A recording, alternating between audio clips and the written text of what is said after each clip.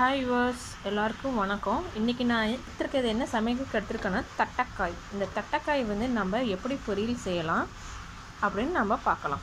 இந்த தட்டைக்காயை வந்து நம்ம சுத்தம் பண்ணி எடுத்து சின்ன சின்னதாக வந்து பீன்ஸு மாதிரி இல்லை, அதோட இந்த அளவுக்கு நம்ம கட் பண்ணி எடுத்து வச்சுக்கலாம். வாங்க நம்ம வீடியோவுக்கு போகலாம். பாருங்கள், இந்த வந்து தட்டைக்காயை வந்து நம்ம நறுக்கி வச்சாச்சு. நறுக்கிட்டு இப்போ தண்ணி போட்டு அலாசியாச்சு. தண்ணியில் அலாசி ஒரு 2-3 தடவை அலாசிட்டு இப்போ நான் வந்து கொஞ்சோண்டு தண்ணி ஊற்றி ஒரு கொஞ்சோண்டு உப்பு போட்டு நம்ம இதை வேக வைக்கலாம். நம்ம உங்களுக்கு காரத்துக்கு வந்து நீங்கள் பச்சை மிளகாய் யூஸ் பண்ணிக்கலாம். நான் வந்து பச்சை மிளகாய் யூஸ் பண்ணலை, எங்களுக்கு அல்சர் இருக்கிறதுனால நாங்கள் பச்சை மிளகாய் யூஸ் பண்ணலை. அதனால் வந்து நான் வந்து இதுக்குள்ளே உப்பு போட்டு மட்டும் வேக வைக்கிறேன். வாங்க வேக வைக்கலாம்.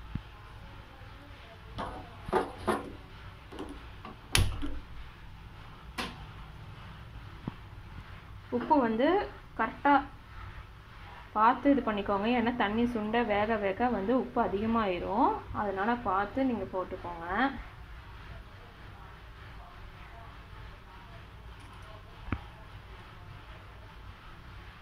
இது நல்லா வேகட்டும். அதுக்குள்ளார நாம் வந்து வெங்காயம் நாம் வந்து தொளிச்சு எடுத்துக்கலாம்.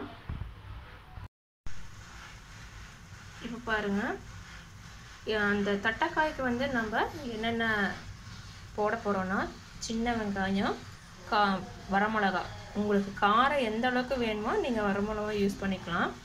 இது ரெண்டும் நான் மிக்சியில் போட்டு ஒரு சின்னதாக க்ரஷ் பண்ணி எடுத்துக்கிறேன். க்ரஷ் பண்ணிட்டு நம்ம வந்து தாளிக்கலாம். இங்கே பார்த்தீங்கன்னா இது வெந்துட்டுருக்கு. அடுப்பில் தட்டைக்காய் வெந்துட்டுருக்கு. வேக ஸ்டார்ட் பண்ணது.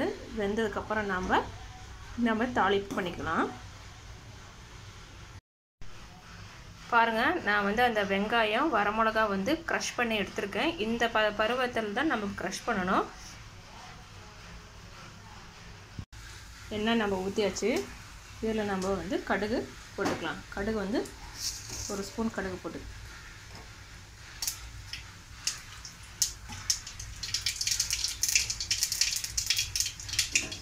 இப்போ நம்ம கடுகு போட்டாச்சு. இதில் வந்து நம்ம அரைச்சி வச்ச இந்த இது போட்டுக்கலாம். வெங்காயம் வரமிளகா போடாது.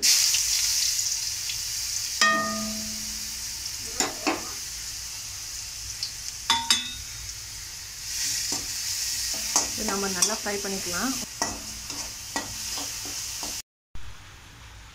வணக்கியாச்சு. இப்போ வந்து நம்ம தட்டைக்காய் வேக வச்சது போட்டுக்கலாம்.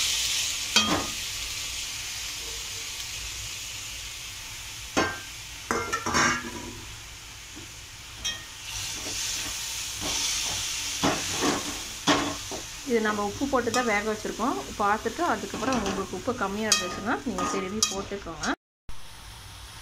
பாருங்கள், நம்ம வந்து தட்டைக்காய் பொரியல் வந்து ரெடி ஆகிடுச்சு.